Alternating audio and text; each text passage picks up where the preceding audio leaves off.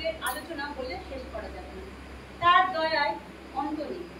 তিনি যে কি বলবো, তার যে এত দয়া, মানে দুর্গাপুরের সমস্ত ডক্টররা বলে দিয়েছিলেন যে অ্যাপেন্ডিক্স হয়েছে, টিউমার হয়েছে আর গলব্লাডার স্টোন হয়েছে।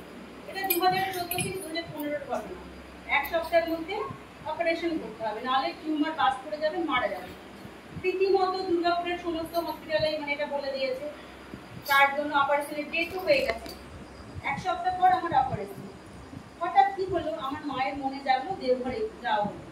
দেওঘরে গিয়ে তখন প্রখর শীত, আশুদেব দাদা ছিলেন না, বর্তমান আশুদেব বন্ধু ছিলেন না। শেষদার কাছে আমরা নিবেদন করলাম যে এরকম মেয়ের এরকম হয়েছে, তো আগে কি করণীয় আপনি যদি বিধান দেন।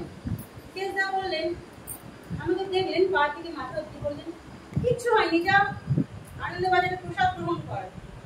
সেই আনন্দবাজারের প্রসাদ গ্রহণ করলাম, যে আমি মানে আমাকে মা আর ভাই ধরে ধরে নিয়ে গেছিল, সে আমি হেঁটে হেঁটে মানে প্রসাদ খাওয়ার পর হেঁটে হেঁটে ঠাকুরের যেখানে আমাকে থাকতে দিয়েছিলেন অশোক আশ্রমে, ওখানে গেলাম। ওখান থেকে বাড়ি ফিরলাম। তারপর কি হয়ে গেল, ডক্টরকে দেখানো হলো, সেই সেম ডক্টরের কাছে যাওয়া হলো। উনি বললেন যে মিরাক্কেল, এ তো কোনো কিছুই নয়, কোনো রোগই নেই। উনি বললেন এটা কি করে সম্ভব? এক সপ্তাহ আগে আমরা যাকে মানে বললাম যে এক সপ্তাহের মধ্যে মানে এটা অপারেশন করতে হবে, নাহলে টিউমার বাস্ট হয়ে যাবে, বা কোনো কোনো জায়গায় বলেছে গলব্লাডার আছে, গলব্লাডার স্টোন আছে, অ্যাপেন্ডিক্স আছে, টিউমার হয়েছে, কেউ কেউ বলেছে তিনটে একসাথে হয়ে গিয়ে আছে। আমার কোনো রকমের ঠাকুরের আশীর্বাদে, ঠাকুরের দয়ায় আমার সেই রকম অল্প বিস্তর জ্বর, সর্দি কাশি টুকিটাকি ছাড়া কোনো রোগ নেই। তাহলে এটা আমাদের তার দয়াতে সম্ভব। তার চরণে আমরা যদি নিজেকে অর্পণ করি, তাহলে আমাদের রোগ শোক দুঃখ দরিদ্রের সামনে তো উনি বলছেন, নানান জন নানান নিবেদন করছে, আমরাও বসে বসে শুনছি।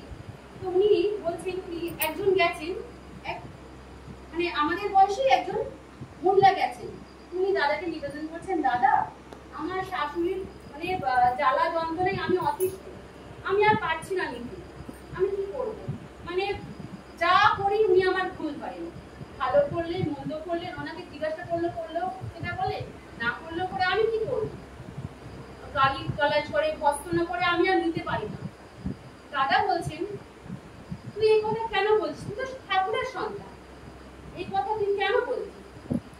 কেউ যদি তোকে কিছু বলে, গালি গালাজ করে, ভৎসনা করে, তোর মনে আঘাত লাগবে, সারাদিন তুই ওটা নিয়ে ভাবছিস কেন? তোর মনে তো ঈশ্বর আছে, ঠাকুরের বাস।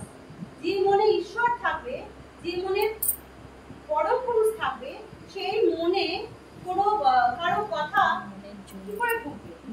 তাহলে তোর মনে নিশ্চয়ই ঈশ্বর নেই। তোর মনটা ঠুনকো, তোর মনটা কি এতটাই ঠুনকো যে সেখানে ঈশ্বরের জায়গা নেই? কে কি বললো তার জায়গা আছে? তখন সেই মাটি করজোড়ে দাদাকে বলছে যে দাদা আমি আগে বুঝতে পেরেছি। তাহলে কি তিনি আমাদেরকে কি শেখাচ্ছেন? যে আমাদের মনের মধ্যে শুধু ঈশ্বরকে রাখতে হবে। কি হচ্ছে, কে কি আমার বিষয়ে কি বলছে না বলছে, ওসব আমাদের দেখলে চলবে না। আমাদের তার পায়ে নিজেকে অর্পণ করতে হবে। এটাই হচ্ছে আমাদের বড় মায়ের নীতি। বড় মায়ের কিন্তু সেভাবেই চলতে।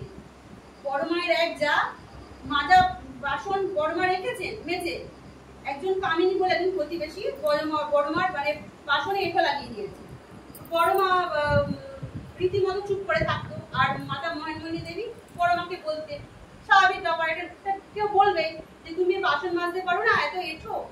তো একদিন মনমোহিনী দেবী কি করলেন, দেখলেন, বলে না সত্য চাপা থাকে না, যে হ্যাঁ কি বলছে, ওটা কিন্তু আমাদের বড় বউ করেনি, বড় বউ ভালোভাবে বাসনটা মাজে, ওটা কামিনী করছে।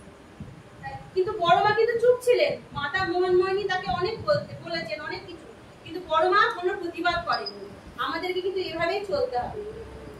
প্রতিটা মেয়েকে সবাইকে মানিয়ে গুছিয়ে নিয়ে, আমরা হয়তো সেভাবে পেরে উঠি না, কিন্তু আমাদেরকে চেষ্টা করতে হবে।